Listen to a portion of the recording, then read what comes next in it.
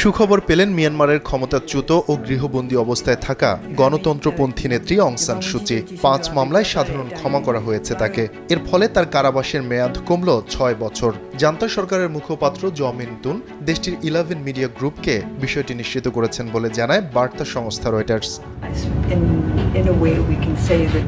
প্রতিবেদনে বলা হয়, বৌদ্ধ ধর্মাবলম্বীদের একটি ধর্মীয় উৎসব উপলক্ষে মিয়ানমারের জান্তা সরকার ৭,০০০-এর বেশি কারাবন্দীকে সাধারণ ক্ষমা ঘোষণা করে। সূচিও এর আওতায় পড়েছেন।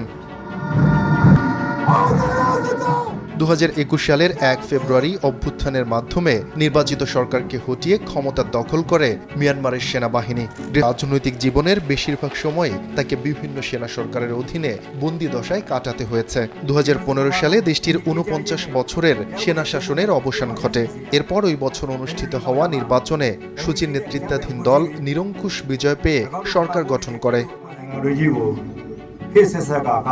কিন্তু ২০২১ সালের ফেব্রুয়ারিতে সুচির নির্বাচিত সরকারকে উৎখাত করে ক্ষমতা দখল করে মিয়ানমার সামরিক বাহিনী। এ অবস্থায় তার ৫ অপরাধ ক্ষমা করা হলো। শফিকুল ইসলাম শান্ত, কালবেলা ডেস্ক।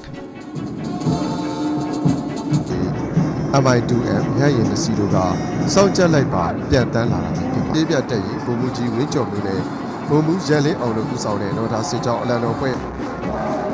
အခုဆိုရင်တော့ရဲမှန်အုပ်ဖန်မှာဒုတိယဘုံမူကြောင့်မိကိုများထုတ်လို့ရှုရရင်ရှစ်တက်မှာတက်မတော်ကာကွယ်ရေးဦးစီးချုပ်ကိုပြန်တန်းအလေးပြုသွားတာပဲဖြစ်ပါတယ်ခင်ဗျာ